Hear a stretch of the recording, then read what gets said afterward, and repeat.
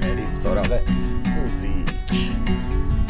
عقم تو واکن، عقم به چهرت نمیاد، گریه رو بس کن، گریه به چشمات نمیاد. درود و سلام های ما عزیزان به شما باشه. در چنل پریفان میوزیک خیلی خوش اومدید. یک بار دیگه برگشتم خدمتتون با یک ویدیو پیشنهادی شما که بسیار جالب میتونه باشه. پیدا شدن بعد از 10 سال، در واقع پدر این عزیز بعد از 10 سال پیدا شده در چنل شردیل جان که میتونید چنل اصلی رو که قطعا شما میشناسیدش، یکی از اون بسیار کار درست های در واقع یوتیوب کشور تاجیکستانه که هم هنرمنده هم فن بیان خوبی داره شردیل جان. و بریم و با این ویدیوش همراه شیم که در انتهاش هم قراره برامون بنوازه و دقایقی رو با هم گپ بزنیم، کیف کنیم و لحظاتی رو با شما باشیم. لایک و کامنت رو برای ویدیو ما فراموش نکنید. همون جوری که از تایتل ویدیو معلومه قرار لحظات احساسی شاید شکل بگیره در طول این ویدیو و امیدوارم که شما هم نظرات قشنگتون رو برای ما کامنت کنید و با ما به اشتراک بذارید. بریم سراغ ویدیو. اگه جو فهمیدی که شردیل دو درد های، بعد همون وقت ما فهمیدم که شردیل جان تو داری ما بودی، پدرمون یک و مادرمون جدا. همین سال ممکنه که ما اوگوستا شردیل خچانی زن بتیم. من خیلی مسئولیت کردیم. یک دخترک یافتگی ای.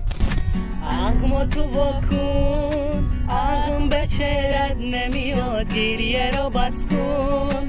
میرافروز فرزند پدری شردیل. سلام علیکم دوستان عزیز، دوستانی که کانال شردیل نعیم جان تماشا میکنن. یک برنامه آزاد، یک برنامه عجایب. فکر میکنم که نعیم جان سیدعلی را هممون میدونیم میشناسیم. جناب نعیم جان هم که این ور نشستن خودشون در کار یوتیوبن و خلاصه خیلی حرفه‌ای. یادم رفت الان چون معرفی شدن یادم اومد. شردیل جان هم میدونیم میشناسیم. انا ای دختر از ما شما دا معرفی میکنم، شما حیران میشین. میرافروز فرزند پدری شردیل. شردیل یکم سوال ای خودت میدونستی که اپا داری؟ اولا سلام علیکم با همه پادشاه مخلصای مهربانی ما و شما. ما همه قشنگ دونستیم که ای مادرم یک تا خواهر دارم، نه که نمیدونستیم که اپا دارم. بعد اپا میرافروزم ما را زنگ زده خیلی تاییدم فرمان. بعد گپ زدم قطعیش ما را گفته که ما اپای تو میشم. گفت ما خودم حیران شدم. خیلی بعد اومدیم گفتم اپای ما باشه، اپای ما یگانی. سلامت باشی. شردیل جان جواب فهمیدیم. انا که سوال میرافروز خودت ده. اگه جو فهمیدی که شردیل دو درد های، اول سلام خود رو با تمام بینندگان کانال نعیم جان و شردیل جان رو در میرسونم. راستی گپ ما اول اتاما گفتم. وقتی که پدر ما یافتم، پدرم چند سال بود نبود.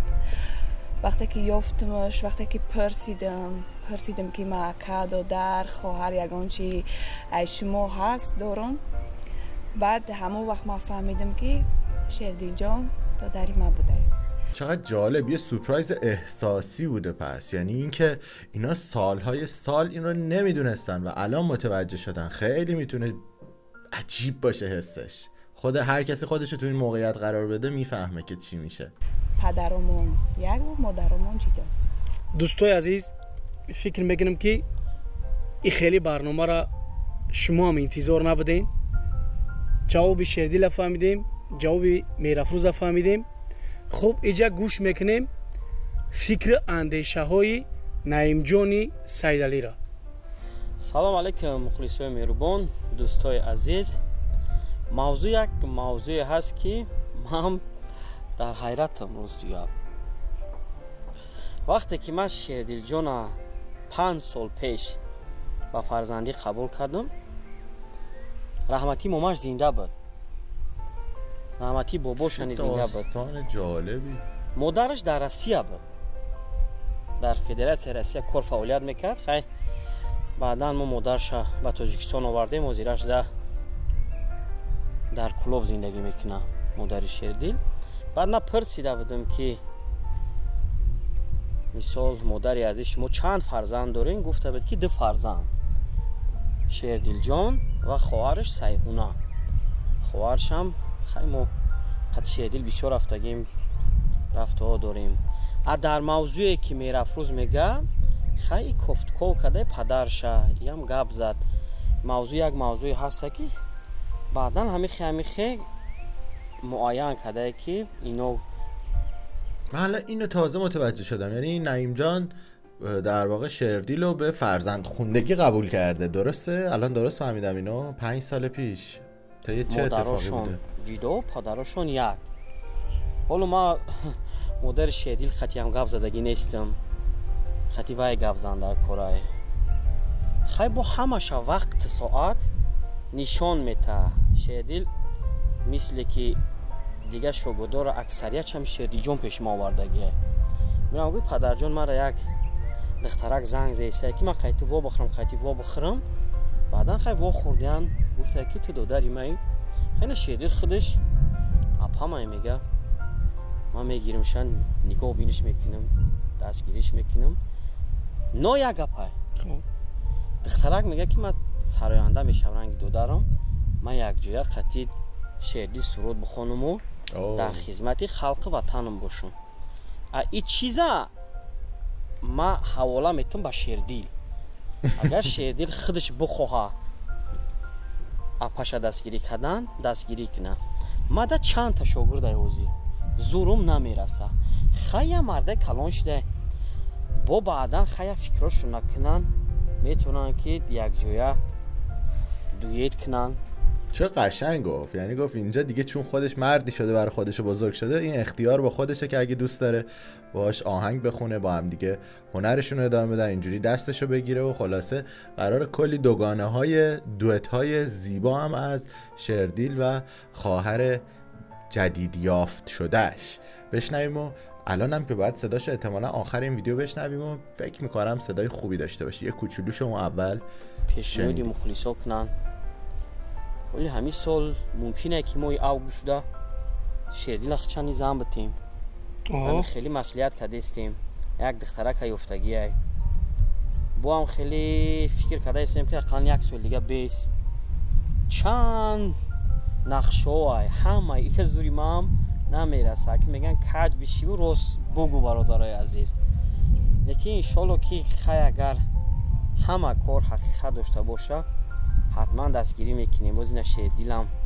شکرانه خدا قریب که صاحب خونهش دیسه خیلی پشم میوره با چشنی میوره زنشنی میوره همه چی وقت ساعت قطعی میده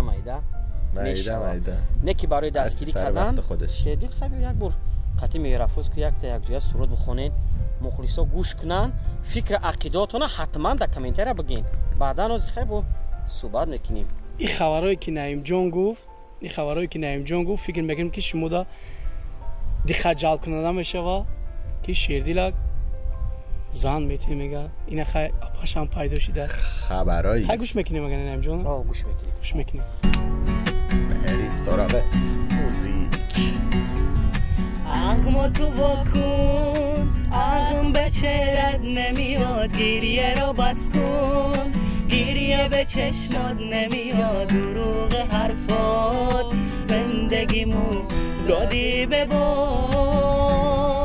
اغم تو واکن اغم به چهرت نمیاد گریه رو بس کن گریه به چشمات نمیاد دروغ حرفات زندگیمو دادی به باد تو قلب من نشستی قلب منو شکستی تو یکی راستی گفته منو میخواستی با من از عشق حرف نزن ابروی غم رو پس نزن به قلب خستم دست نزن وای نزن.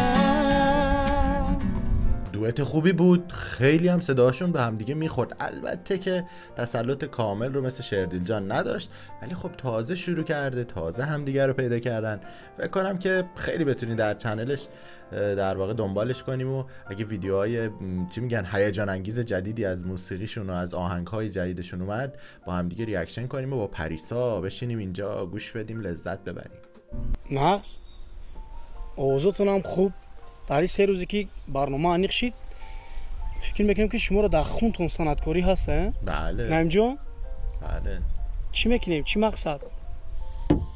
خیلی انشالله همشه فکر میکنیم با یکم برنامه دیگه ده همشه با برنامه میشود، شما انتظار باشین.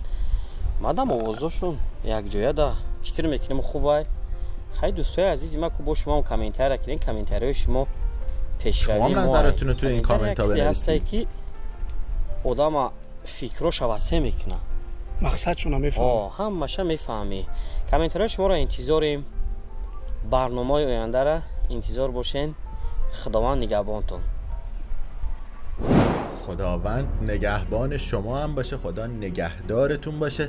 چقدر دلی بود برنامه، چه برنامه جالبی بود. احتمالا این ماجرا از قبل ادامه داشته، شاید شیردیل قبلتر ویدیوهایی داده باشه در این رابطه، در اون موقعی که در واقع نعیم جان به پدرخواندگی قبولش کرده و ادامهش تا الان. و این ویدیو خیلی جالب بود، شما هم گفتید و ما دیدیم و لذت بردیم. شیردیل جان رو قبلا هم ما ازش ریاکشن داشتیم، اون ویدیوهای در واقع مینی چت یا همون چت رولتی که در واقع از زاکر جان، امین جان و دوستای دیگه هم در واقع ریاکشن میکنیم و لذت میبریم. از شیردیل هم شنیده بودیم، شیردیل هم کارش خیلی خوب بود و خیلی از آهنگ‌ها رو عالی توی اون در واقع چی میگن مینی چت اجرا میکرد و همیشه کیفش میکردیم. اگه دوست داشتید از کارهای شیردیل جان بیشتر ببینیم حتما توی کامنت ها برای ما بنویسید. با پریسا میشینیم در خدمتتون و کلی با هم دیگه گپ میزنیم، عشق میکنیم، حال میکنیم و در خدمتتون خواهیم بود. با امید دیدار.